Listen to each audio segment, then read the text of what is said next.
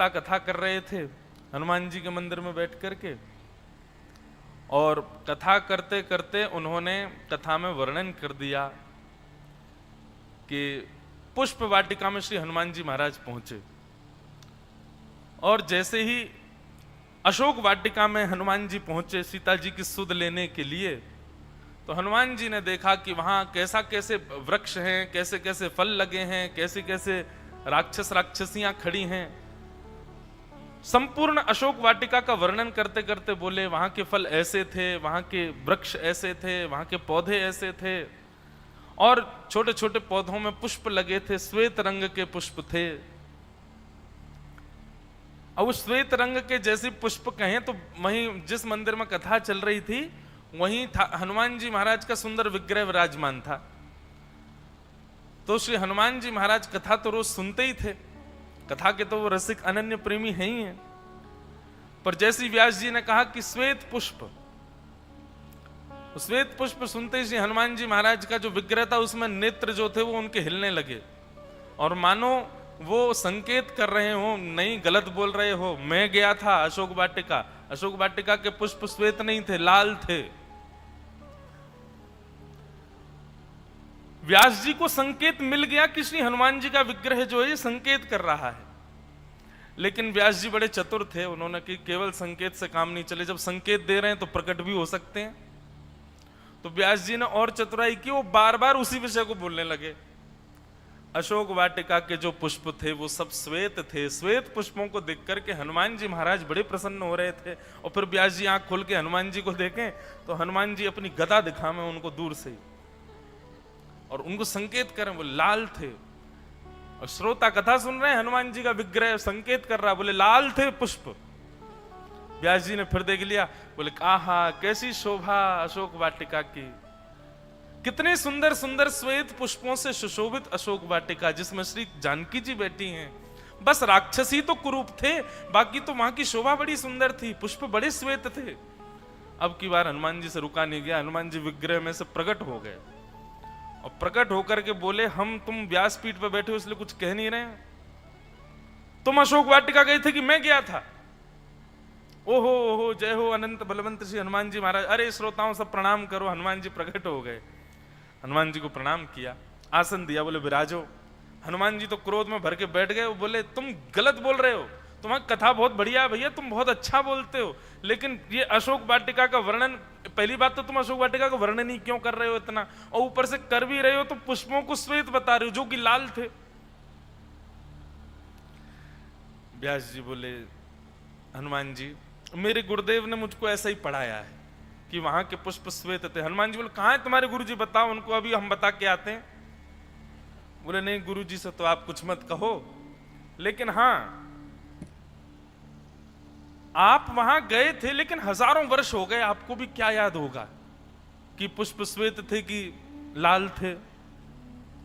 हनुमान जी बोले मैं कुछ नहीं बोलता, मुझे सब याद है, मुझे स्पष्ट याद है कि वहां के पुष्प श्वेत नहीं थे, लाल थे।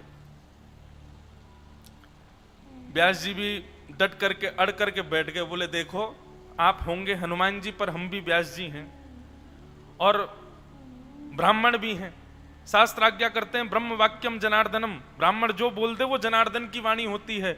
मान लिया कि आप अशोक वाटिका गए थे, वहां के पुष्प लाल थे, लेकिन अब मैंने व्यासपीठ से श्वेत बोल दिया है तो अब वो श्वेत ही हो गए होंगे, अब वो श्वेत ही रहेंगे क्योंकि मैं व्यास हूं। हनुमान जी बोले हमसे जिद? बोले हाँ तुमसे जिद। बोले तुम व्यासपीठ से उतरो तो सही जरा नीचे। बोले नीचे नहीं उतरूंगा, यहीं सिद्ध करवाओ कि पुष्प जो थे वो रक्त वर्ण के थे। हनुमान जी बोले रुक जा, अभी तेरे को बता, राक्षस तो सब मार दिए हमने, अशोक वाटिका में हमारे अलावा एक ही थी, जानकी जी। अगर जानकी जी ने प्रकट होकर के कह दिया कि वहां के पुष्प रक्त वर्ण के तो बताओ क्या करोगे? बोले जीवन भर के लिए मौन हो जाऊंगा, कथा ही नहीं करूंगा और आपका दास बना रहूंगा, केवल आपको कथा सुनाऊंगा और किसी को नहीं सुनाऊंगा। हनुमान जी बोले लगी शर्त? बोले बिल्कुल शर्त है भगवान, आप जानकी जी को बुला के पूछवा दीजिए।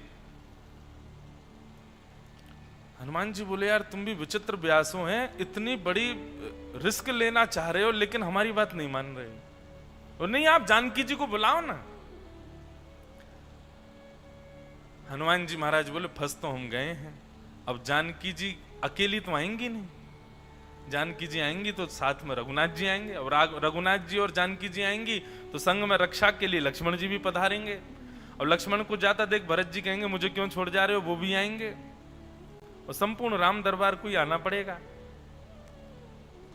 लेकिन कोई बात नहीं, हमारी बात तो सिद्ध हो जाएगी। लेकिन मनी मन व्यास जी मन में सोच रहे थे कि हैं तो हनुमान जी ही सत्य, पर ऐसी जिद भी तो करनी है जिससे राम दरबार का दर्शन हो जाए। वो भी लगे पीछे, बोले बुलवाओ सीता जी को। हनुमान जी बोले यहीं बैठे रहो, हम अभी आते हैं। हनुमान जी महाराज दौड़ करके गए और जाकर के साकेत धाम में विराजमान सियावर रामचंद्र भगवान के चरणों में प्रणाम किया। सीता जी बोली बड़े हाँफते हुए आ रहे हो भैया, क्या बात है हनुमंत जी, इतने परेशान क्यों? बोले आप जल्दी चलो, हमारी गवाही देनी है आपको। बोले क्या गवाही देनी? बोले एक व्यास जी उल्टी सीधी कथा कर रहे हैं नीचे, कथा तो बढ़िया कर रहे हैं पर एक बात गलत बोल रहे हैं। जानकी जी बोली क्या बोल रहे हैं? बोले वो बोल रहे हैं अशोक वाटिका के पुष्प जो हैं वो श्वेत थे, और मुझे याद है मां वहां के पुष्प रक्त वर्ण के थे, और मुझे याद है कि आपको भी पता होगा, आप जल्दी चलो मेरी गवाही दो। जानकी जी भी मुस्कुरा गई, प्रसन्न हो गई। जानकी जी उठी तो श्री रघुनाथ जी भी संग हो लिए, भरत जी लक्ष्मण जी, संपूर्ण राम दरबार कथा के मध्य में प्रकट हो गया महाराज। व्यास जी के तो नेत्र सजल हो गए, सब श्रोता दंडवत प्रणाम करने लगे। व्यास जी तो कुछ बोले ही नहीं, बस नेत्रों से आंसू बहाए रोते रहे। हनुमान जी बोले ये भावुकता बाद में ले आना, पहले मेरी बात वो सिद्ध करवाओ। जो वहां के पुष्प थे वो रक्त वर्ण के थे, लाल थे। मातृश्री आप इनको बता दीजिए, ये 2 दिन से कथा में एक ही बात बोलते हैं कि अशोक वाटिका के पुष्प जो थे वो श्वेत थे, आप बता दो कि वो रक्त वर्ण के थे। जानकी जी अपने आसन पर बैठे बैठे बोली हनुमान जी व्यास जी गलत नहीं बोल रहे हैं, ये बिल्कुल सत्य बोल रहे हैं, अशोक वाटिका के पुष्प श्वेत ही थे, रक्त वर्ण के नहीं थे। हनुमान जी बोले मैया आप भी इनका पक्ष ले रही हो?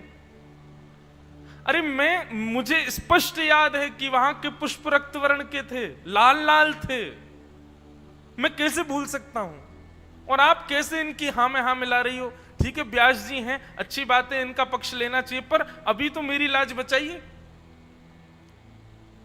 जानकी जी उठ खड़ी हुई, हनुमान जी के सिर पर जाकर के अपना वरद हस्त रखा और कहने लगी, बोले देखो हनुमंत, वहां के पुष्प श्वेत वर्ण के ही थे, पर श्री रघुनाथ जी के कार्य के लिए आप लंका आए थे तो पहले से ही आप में थोड़ा क्रोध भर गया था, और राक्षसों के बीच में हमको बैठा देख आपका क्रोध चरम स्थिति में पहुंच गया, जिसके कारण आपके नेत्रों का वर्ण रक्त हो गया, और उसी कारण से आपको श्वेत पुष्प भी रक्त वर्ण के दिखाई दे रहे थे। पर वास्तविकता में ये व्यास जी सही कह रहे हैं, अशोक वाटिका के पुष्प जो थे वो श्वेत वर्ण के ही थे। हनुमान जी महाराज तो हार गए, व्यास जी ऊपर उछलने लगे, बोले देखो हम कह रहे थे श्वेत वर्ण के पुष्प हैं। क्या कह रहे हैं दादा?